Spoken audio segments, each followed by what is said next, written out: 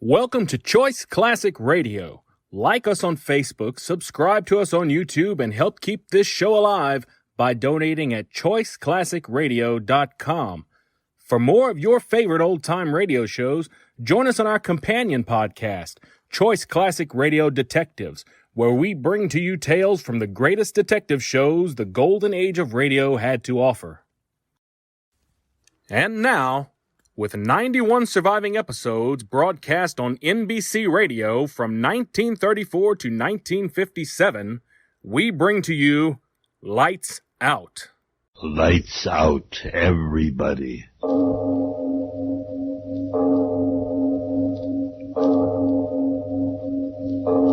It is later than you think.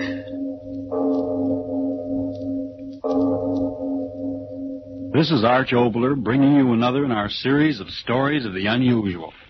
And once again we caution you, these lights-out stories are definitely not for the timid soul. So we tell you calmly and very sincerely, if you frighten easily, turn off your radio now.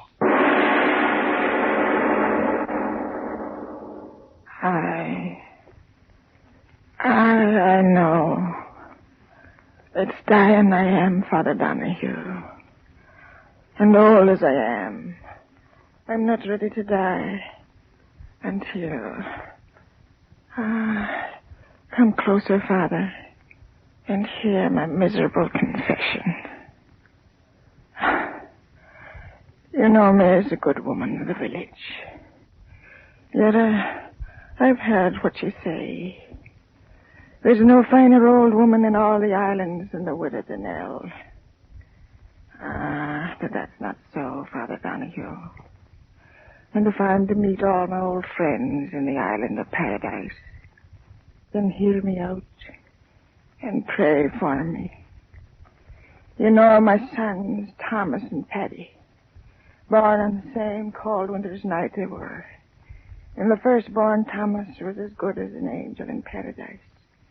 But the second, the one I named Paddy, was evil from the moment he took his first breath of God's good air.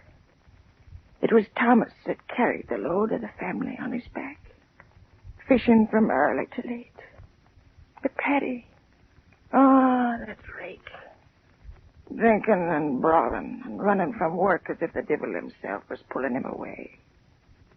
I pray to the good God every night that some goodness come into the man's heart. But with every year he grew worse, stealing what his crooked tongue couldn't talk away from honest men.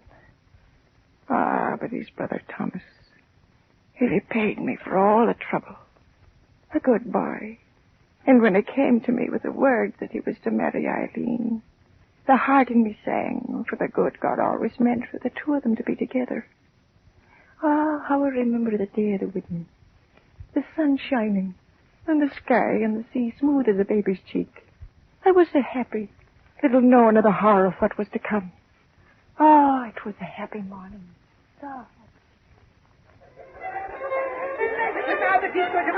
Listen to the mother. Did you ever hear a happier sound in all creation? Why shouldn't they be happy, Thomas? It's not every day that such a blessed marriage comes in the island. The prettiest girl in all the Blaskets waiting to be your bride as soon as the sun starts setting. My bride? Mother, that's a grand word. I'm happy for you, my son. I wonder where Paddy can be. Paddy? Yes, he isn't around. You know where he is. That rake. It'll be a better wedding without him. Oh, now, Mother, don't say things like that. After all, he's your son and my brother. There's a sorrow in my heart as he's drinking and brawling. Paddy, you did come. Speak of it, Stephen. And why shouldn't I be here? There's an honest stranger that are welcome at your wedding. Oh, no, Paddy, that's not the way to talk. There's food and drink and... No, wait a minute. I've got more important things to do than to be filling me belly. Listen to me, Brother Thomas. Is your head that full of weddings that it can't hear a chance of making us all richer than a Yankee? What do you mean? Yes, speak up, Paddy. What devilment are you up to now? Devilment nothing. It's honest money I'm talking about. And may the next pipes and tobacco be at me on wake if I'm not telling you the truth. I'm listening, Paddy. Let's hear what you have to say. Do you remember the hulk of a ship that was wrecked off in East Nabro a bit ago? Well? Well, I went there yesterday to see if there was anything worth having. Oh, listen to me, brother. In the bottom of a pool no deeper than this room is lying enough bolts of copper and brass to make you and me the richest men on the island. What? Ah, you can believe your ears. Wouldn't you rather bring the bride a pocketbook filled with gold sovereigns than the empty leather you've got now? But, Paddy, Ah, wish your mother. You talk to the men. But if it's in the sea, it'll wait until after the wedding. Oh, wait, will it? And with those Inish boats sailing all around the place, I tell you it's now or never. And may my sword to the devil if I'm not saying true words. Thomas, it would be nice to have a bit of money in the house. Yes? Well, then what are you waiting for? You've got a boat big enough to handle the stuff, and I'll be there to help you. And in 3 hours, you can be back here dancing. Oh, it's Eileen. Let her have the word whether you stay or go. Stay or go where, Mother Danelle? What's going on, Thomas? Well, you see, Eileen... Ah, you're the day short. Let me say it. Eileen, there's a fortune in brass and copper bolts waiting for us in water no deeper than a man's neck, over off Innisnabro. And Tommy here thinks you'd be fool enough to say no to his going. But must he go now? The sea doesn't wait. We'd be back in 3 hours, Eileen. I just think, Eileen, you'd have it just for every day of the week. Thomas, do you want to go? We could build a new house with the money. Mother Danelle, do you think Thomas should go now? I mean, with all them out there? Well, we're so poor, and Thomas, young as he is, so worn and weary from work. Maybe this is God's blessing, a gift from heaven for putting our faith in him who watches over all of us. God's blessing is right. £100. And we'll be the kings of the island. Come on now. We can take the side path down the cliff. Wait, brother. Eileen, is it your wish? I'd be a poor wife to you, Thomas, if I stood in your way of making a living before our marriage. My darling. Ah, there'll be time enough for that now when we get back. Come on, Thomas. Let's get out of here. Hurry back to me, my dearest. The sea will take me to our good fortune, and the sea will bring me back. Out this way, Thomas. Come on, hurry up. Yeah, I'm coming. Until the wedding, darling. God go with you. Thomas! Yes. I'll be back in 3 hours, Mother. As rich as a Yankee. Bye. Oh, Eileen.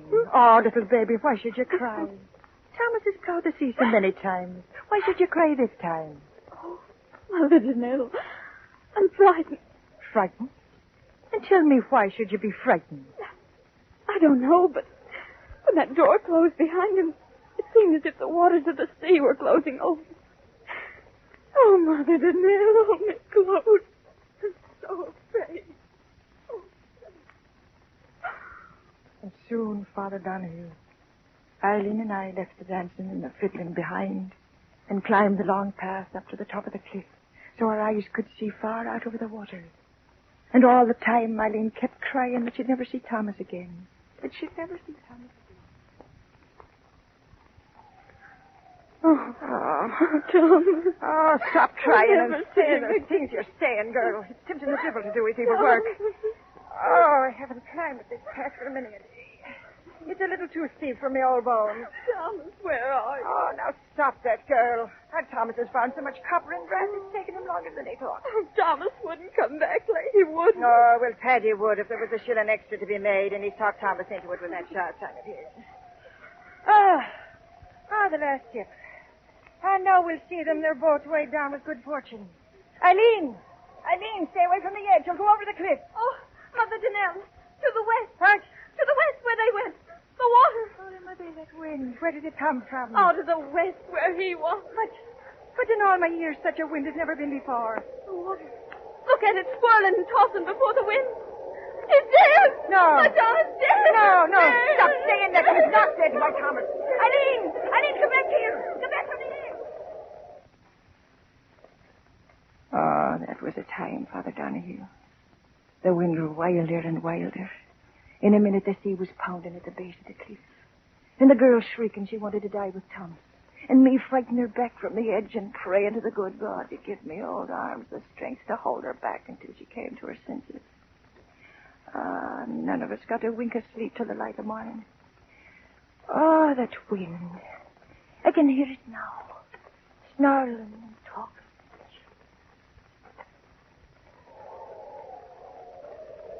Widow Danelle! What? A boat. Your son's to the west. Why, my son? Aye, come on. Dead? No, the boat's coming and there's living hands on the oars. Come Oh, on. to the Scotterman, he's that thank you to their mercy. Mother Danelle, I heard someone say. Oh, Mother Danelle, on your knees. Eileen, the merciful God has brought them back. Come Oh, on, quick.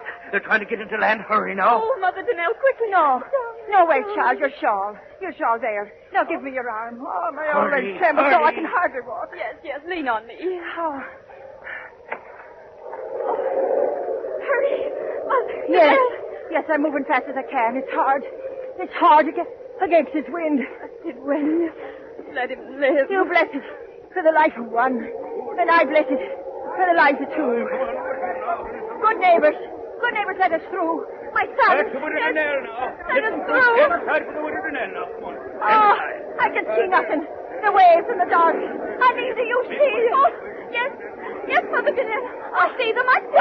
Where? Point it out to me, girl. Where? Oh, over there. Follow my finger. Oh, Mary, they're coming back. Yes, I see the boat. Oh, blessed boat. I see it. Praise God, I see it. One. There's only one in the boat. No, what are you saying? Thomas. Teddy. Mother, Kate, come back. The waves. The bird's right. There's only one in the boat. Wait! Let the boat in! Thomas. Oh, no. No, Eileen, wait for me. My son, take me to him. Oh, yes, forgive me. Come, I'll help you. Ah, good girl, Eileen, good girl. Oh, which one? Thomas, I know it. Thomas, I know it. Yes, Thomas, the good Thomas, he lives. Stand aside, everybody. Let the widow Danelle and the girl through now. Let them through. Let Some me other. through. No one. My son, which one? Well, I'm back, Mother. Are you pleased to see me? Paddy. Oh, Please, stand back now. you, Paddy. Yes, me. Ain't I got a right to live? Tell me quick, where is my son? Where's Thomas? Tell me, Paddy, where is my Thomas? Where do you think he is, old woman? Dead at the bottom of the sea.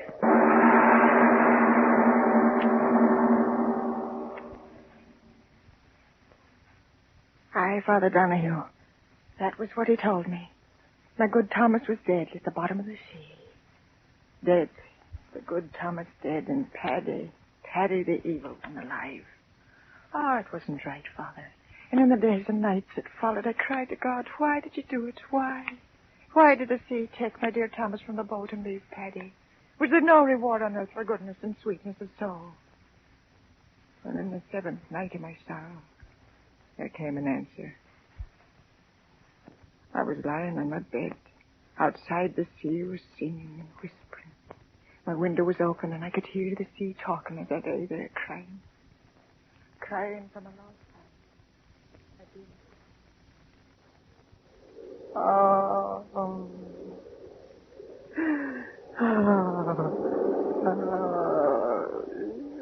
Do not cry, Mother.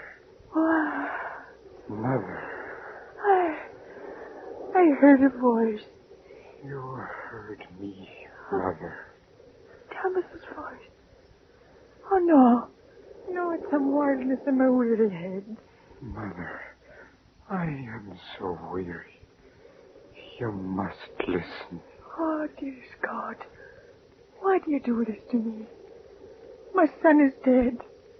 Dead in the sea. Why do you bring me the memory of his voice? Mother, believe me. If I could only see you, I would believe. Oh, no. The horror the sea made of me. Wind and wave and grinding rock against my flesh. Oh, I wouldn't care, my son. Just let me see that it is you, not my own voice speaking in my head. Oh, Mother, you don't know what you ask. But if there is no other way, close your eyes until I give you a word to open them. I've closed them. Now open, Mother, and have no fear. I beg you. Oh. This was Thomas. Oh, no. Mother, why did he murder me? Murder? The sea was calm. We reached the pool where he set the copper and the brass lay. I stripped off my clothes and dove under. Oh. And when I tried to come up for another breath of air, oh, Mother, he wouldn't let me do it. Oh, no. With his hand, he held me under. My hands, they tore at his arm. But he held me down until at last I screamed for mercy. And the water filled my mouth, my lungs, and killed me. My own brother killed me. And that is why I tore myself out of the sea. I want to know why he did it, Mother. Why? I cannot rest in peace until I know and understand. You tell me, Mother. Oh, speak, Mother.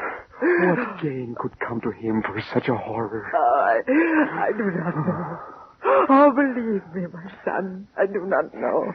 Then I must go back. I cannot stand this pain. Oh, my good Thomas. Look at this, what was Thomas Donnell's face, Mother. Look at it and give me your oath you will not tell my Eileen or my brother of this night. Oh, but Your oath, Mother. They must not know.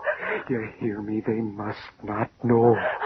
I swear, Thomas. Oh, merciful one, this pain. I go, Mother. Where? Back to the sea.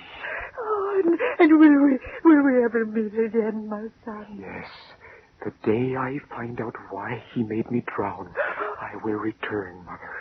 I will return. Thomas, my son, come back. Oh, my son. My son. But he was gone, Father Donahue. Gone back to his nameless grave in the sea. Then it happened. Paddy talked his way into the good graces of the girl. Simple little Eileen. What did she know of the evil of men?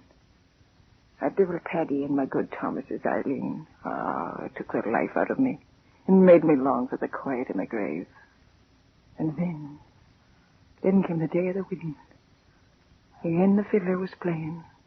Again the good people of the islands were happy.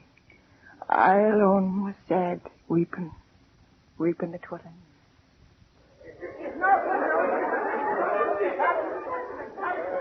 Oh, Mother Donnell, why do you sit here apart from all the rest and weep? I'm not weeping, girl.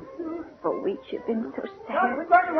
Can't you find a little joy in your heart for this day of my marriage to your own son? My son. Well, I do not love him as I did dear Thomas. May he rest in peace. But Thomas himself told Paddy that if he died, he wished that Paddy'd care for him. And... Mother Donnell, what is it? Your face so strange. Now he knows. I just remembered. Now he knows. Who knows? What are you saying? There you are, my little bride to be. Why waste your wedding day with this old woman? Mother of mine though she be, her face is sour enough to curdle milk. Come on away now. No, wait, Paddy. Mother Donnell, you must tell me. What is it that makes you stare at Paddy with such an awful look? That's the look she's always had. Look how the sun glints on the sea. It's a day for a king. And I'm a king marrying the girl I've always wanted. Come, kiss me, Eileen. Kiss me so that all shall see me kissing the prettiest bride in all Ireland. No, please. Kiss me. Let the sky and the sea... Mother Donnell! What did you make that sound for, old woman? What's going on around here? No, Now then, speak up, Mother. Why did you shriek like that? The sea. What of the sea? What are you pointing your bony finger at out there? What are you... Look! At the water's edge! Say, what is... Something's coming out of the sea. Look. Yes, something's coming out. Yes, that's right. I see it now. It's a seal, that's what it is, a seal. Where's the club? I'm looking at... It's not a sea! Huh? It's a man! Look, man. Bones. Just bones. Let's get out of here. Eileen, do not look. Do not look. Oh, blessed Mary, she's fainted. She will not see. What is it? I can't move. I cannot move. No, you cannot move, my brother. You cannot move. That voice. Bone and little flesh, and yet you know the voice. Thomas, your brother Thomas, come back again. No. Because now he knows. No. Now he knows. No. Knows what? Why you murdered me. Your flesh and blood. I heard it from your own lips. You wanted my Eileen always. That's why you did it. Your clever tongue can no longer save you, brother of mine. I have come a painful way to get you. No, you won't get me, dead thing. No, I'll get away. I'll run. And so he ran, Father Donahue. He turned and ran up the path that led to the top of the cliff. And behind him, slowly sobbing with the pain that tore at his dead bones, climbed my dead Thomas after him. And after Thomas, dragging my old bones, I went. Oh, for they were my sons, and I had to see that right was done. Up until at last Paddy stood on the very edge, the sea 500 feet below, shrieking, yelling, and wailing. He stood there shrieking at that horrible thing that once was his son. No, thing, stay back! You bones of filth, stay back! I come for you, my brother. No! I come for you. No! He fell. Mother, see, he didn't get me. Those rotten bones gave way beneath him. He didn't get me, Mother. Mother, what are you going to do? Mother!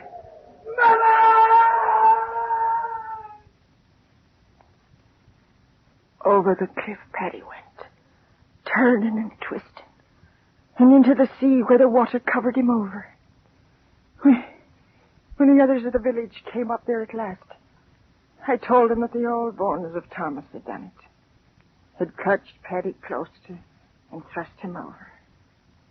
Oh, Father Donahue, listen. It was I that gave that final push that sent the evil son of mine to his death.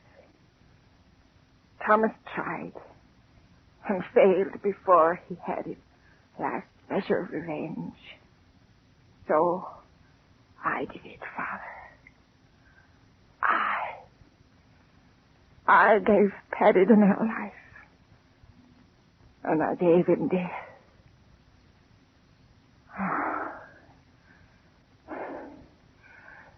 Is there any forgiveness in heaven for what I did?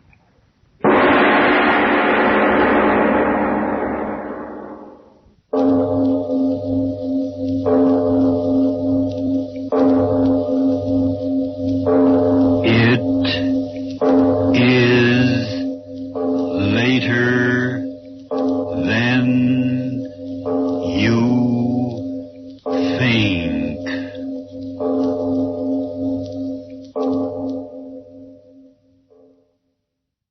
That concludes today's episode. We'd like to thank you and remind you to donate at choiceclassicradio.com. Remember, your donations make episodes like this possible.